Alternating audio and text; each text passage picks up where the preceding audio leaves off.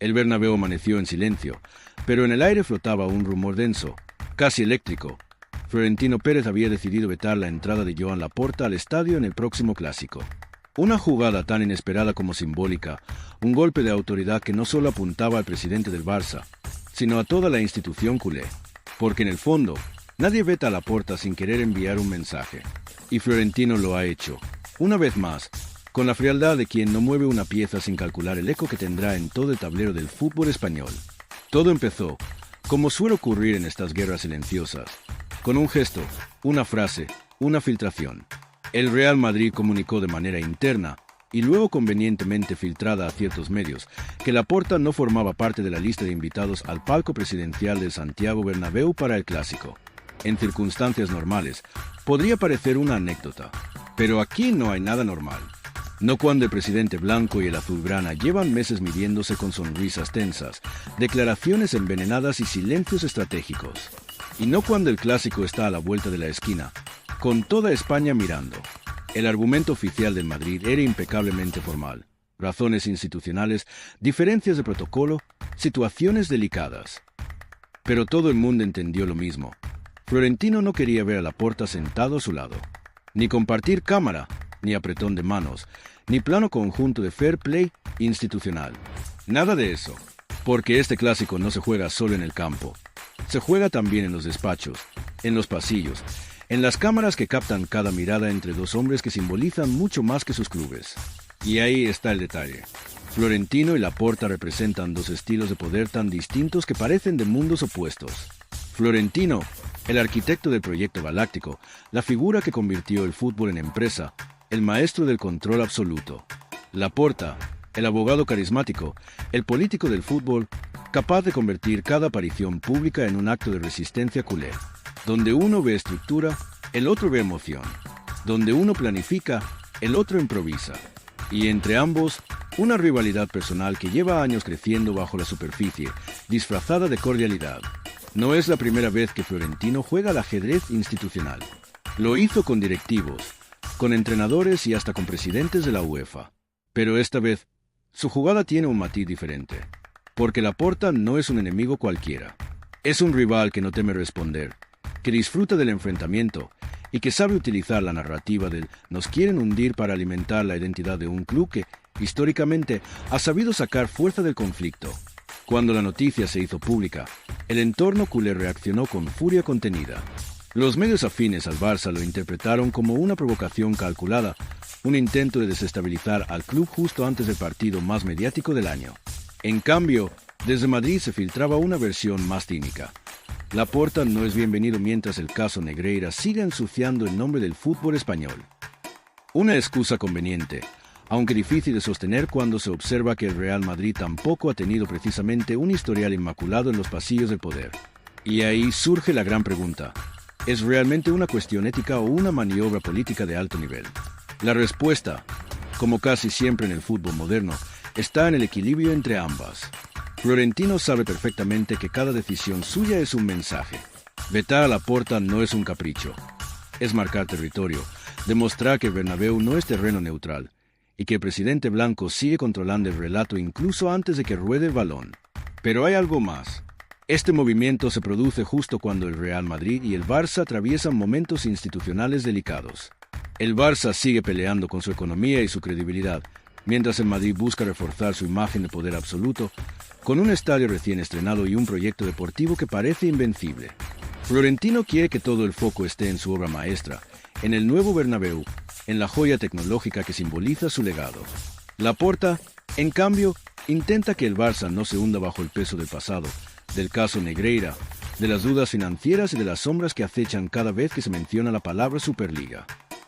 Y hablando de la Superliga, ese es otro capítulo clave en esta historia. Porque, paradójicamente, Florentino y Laporta fueron aliados en ese proyecto. Dos presidentes enfrentados en casi todo, pero unidos en una idea: romper el monopolio de la UEFA y crear una competición controlada por los grandes. Fue una alianza pragmática, no sentimental. Pero en el fútbol, las alianzas duran lo que dura la conveniencia. Hoy, esa complicidad parece rota, y el veto al palco es la evidencia más visible. Sin embargo, detrás del gesto hay algo más simbólico. El palco del Bernabéu siempre ha sido mucho más que un espacio de protocolo. Es el epicentro del poder, el lugar donde se mezclan política, negocios y deporte. Estar ahí no es solo un honor, es un reconocimiento de estatus. Florentino lo sabe y Laporta también. Por eso el veto no es un simple portazo, es un golpe al ego, una declaración de jerarquía. Algunos analistas señalan que este tipo de decisiones pueden tener efectos imprevisibles. Laporta es un animal mediático y sabe transformar cualquier ataque en una oportunidad para galvanizar a su base. No sería la primera vez que utiliza un agravio como combustible emocional para el barcelonismo. Ya lo hizo en su primer mandato, cuando las tensiones con el Madrid se convirtieron en el marco perfecto para construir la era dorada de Guardiola y Messi. Ahora, aunque el contexto sea distinto, el guión se repite: el enemigo exterior, la injusticia percibida, la respuesta emocional del pueblo culé. Mientras tanto, en los pasillos de Valdebebas, el ambiente es otro. Se respira confianza.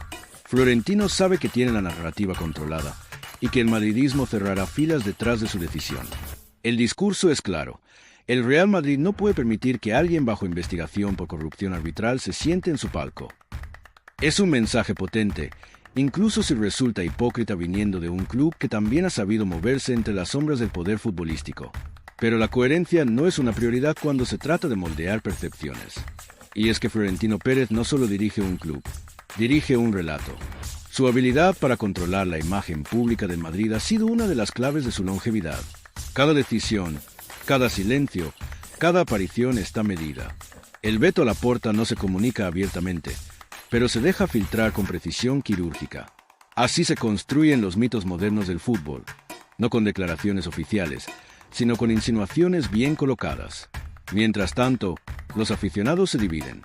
Algunos ven la decisión como una falta de respeto, un gesto antideportivo que rompe con la tradición del fútbol español.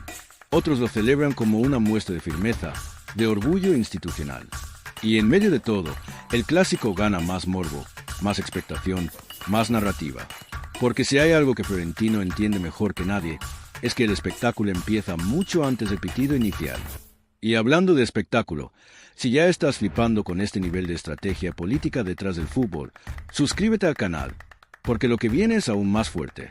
Aquí no solo hablamos de goles, aquí desentrañamos el poder detrás de cada jugada. Volvamos al punto clave. ¿Qué hará Laporta ahora? Según fuentes cercanas al entorno blaugrana, el presidente está furioso, no tanto por el veto en sí, sino por la humillación pública que representa. Laporta es un hombre de orgullo, y los ataques a su figura los convierte en guerras personales. Ya se rumorea que podría responder con un gesto simbólico, quizás vetando directivos de Madrid en el Camp Nou o utilizando su próxima rueda de prensa para disparar con ironía. Porque si algo domina Laporta, es el arte de la respuesta, y en su diccionario no existe la palabra discreción. El próximo clásico, por tanto, no será solo un enfrentamiento entre Vinicius y Lamine Yamal, ni entre Ancelotti y Flick. Será una batalla de relatos, de símbolos y de liderazgos. Un duelo en el que el palco vacío de Laporta pesará tanto como cualquier gol. Hay quienes opinan que todo esto es una cortina de humo, que Florentino busca distraer de otros temas que rondan al Madrid. La presión de los arbitrajes, los intereses económicos en torno al nuevo estadio, las negociaciones de la Superliga o los rumores de tensiones internas. Y no sería la primera vez que una polémica bien colocada sirva para redirigir la conversación. Al fin y al cabo, el control del relato es el primer mandamiento de cualquier presidente que entienda el fútbol como un tablero político. Y si te está gustando descubrir el lado oculto de este clásico, dale al botón de suscribirte, que esto no lo verás en ningún telediario. Aquí lo contamos todo, sin filtros, sin favores y sin miedo. Porque el fútbol, más que un deporte, es una guerra fría permanente. Y Florentino y Laporta son sus dos generales más astutos. Cada gesto, cada palabra, cada ausencia tiene un significado. Y el veto al palco no es el final, sino el principio de una nueva ofensiva. Una en la que el orgullo, la imagen y el poder están en juego. El clásico, una vez más, trasciende el campo. No importa quién marque el primer gol. Lo que importa es quién gana la narrativa. Florentino ha hecho su movimiento. Ahora le toca a Laporta responder. Y cuando lo haga, el Bernabéu volverá a temblar, no por los cánticos, sino por el peso de una rivalidad que nunca duerme. Porque esto, más que un partido, es una partida. Y en ella, cada silencio de Florentino vale más que 1000 declaraciones. Porque eso es lo que diferencia a Florentino Pérez del resto. Su dominio absoluto del tiempo y del silencio. No necesita levantar la voz ni aparecer en los medios cada semana. Basta con un gesto, una ausencia, una decisión sutil para mover el eje de toda la conversación nacional. Mientras otros se desgastan en declaraciones, Florentino observa, calcula y ejecuta. Su poder no está solo en el dinero ni en los títulos, sino en esa capacidad casi imperial de moldear la percepción pública. Nadie sabe exactamente cuándo toma las decisiones más importantes, pero todos la sienten. Y este veto, por más que se vista de protocolo, lleva su sello inconfundible. Los que lo conocen bien dicen que es un hombre que nunca hace nada porque sí. Cada paso está pensado con varios movimientos de anticipación, como si el fútbol fuera un tablero de ajedrez en el que siempre juega con piezas blancas. En ese contexto, prohibir la entrada de Laporta no es solo una reacción a un conflicto puntual, sino una maniobra preventiva. Es cerrar filas, marcar territorio y dejar claro que en el Bernabéu se entra bajo sus condiciones, no bajo las del adversario. Y aquí entra en juego algo aún más profundo, el simbolismo del palco presidencial. Para muchos, es solo un espacio de asientos de lujo, corbatas y sonrisas fingidas. Pero en realidad, es el escenario donde se mide el poder real en el fútbol español. Allí no se discuten alineaciones ni tácticas. Se sellan pactos, se intercambian favores y se definen estrategias políticas que luego terminan influyendo en las decisiones de federaciones, televisiones y organismos deportivos. Es, en esencia, la zona más caliente del estadio, aunque esté rodeada de mármol y champán. Por eso el gesto de Florentino pesa tanto. No es simplemente dejar a Laporta fuera de un palco, es dejarlo fuera del círculo de poder en el que se toman decisiones que moldean la industria del fútbol. Es decirle, de manera no verbal, que no está a su altura, que ha cruzado una línea invisible que separa a los que mandan de los que obedecen.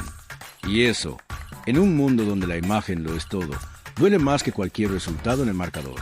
Hay que entender también cómo se percibe esto dentro del Real Madrid.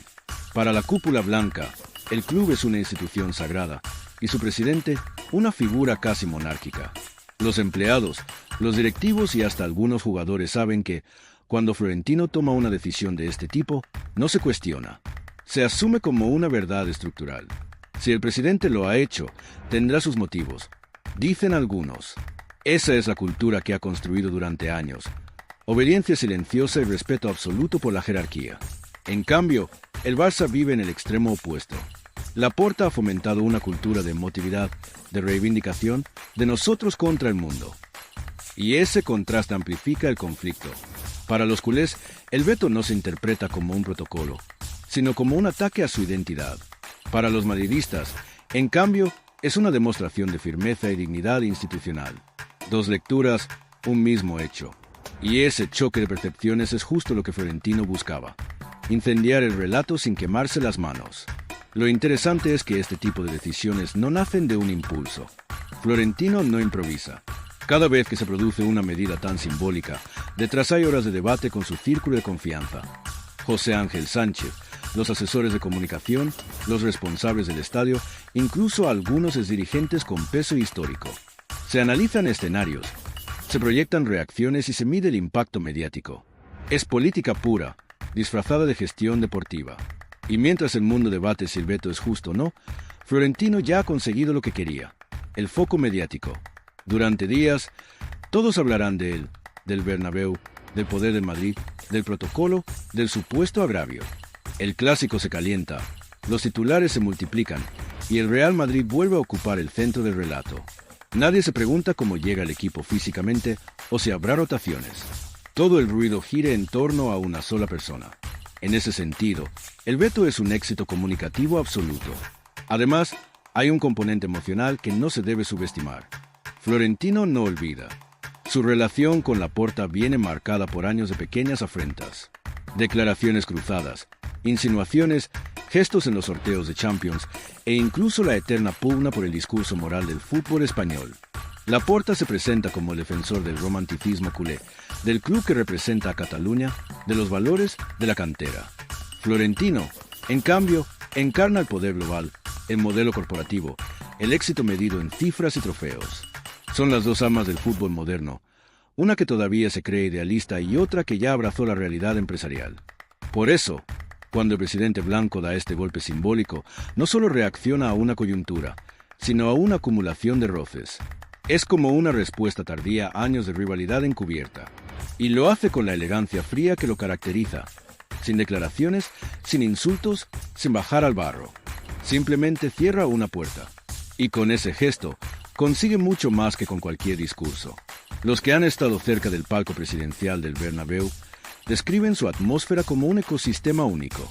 Los asientos perfectamente alineados, las miradas medidas, los aplausos calculados. Cada visitante sabe que no está entrando solo a un estadio, sino a una institución del poder. En ese contexto, un asiento vacío tiene tanto significado como uno ocupado, y que el de Laporta quede vacío, visible, señalado por las cámaras, será un recordatorio constante de quien manda allí. El propio Laporta lo sabe. Aunque intente disimular, esa ausencia lo perseguirá en cada toma, en cada comentario. Su figura se proyectará sobre un espacio al que no puede acceder, y eso, en el lenguaje del poder, es devastador. Porque en el fútbol, la imagen lo es todo. El que aparece, existe. El que no, desaparece. Y Florentino ha logrado exactamente eso. Convertir a Laporta en un espectro fuera del encuadre, una sombra excluida del teatro donde se juega la otra parte del clásico. Y todo esto, sin decir una sola palabra. Esa es la genialidad del movimiento. Mientras Laporta prepara una respuesta pública, Florentino ya ha ganado la batalla del simbolismo. Porque en el momento en que un presidente se ve obligado a justificar por qué no puede entrar en un estadio, ya está en posición de debilidad. Y Florentino, que entiende el valor del silencio más que nadie, lo deja hablar. Porque cuanto más explique Laporta, más ruido hará. Y cuanto más ruido haga, más elegante parecerá el silencio del otro. Así se construyen las victorias invisibles en el fútbol moderno. No con goles ni fichajes, sino con estrategias de comunicación que manipulan emociones y percepciones. Y en eso, Florentino juega en otra liga. Mientras todos miran el césped, él mira las cámaras. Mientras los demás buscan la victoria deportiva, él busca la victoria narrativa. Y aunque parezca un simple veto, en realidad está reescribiendo el guión del clásico antes incluso de que empiece.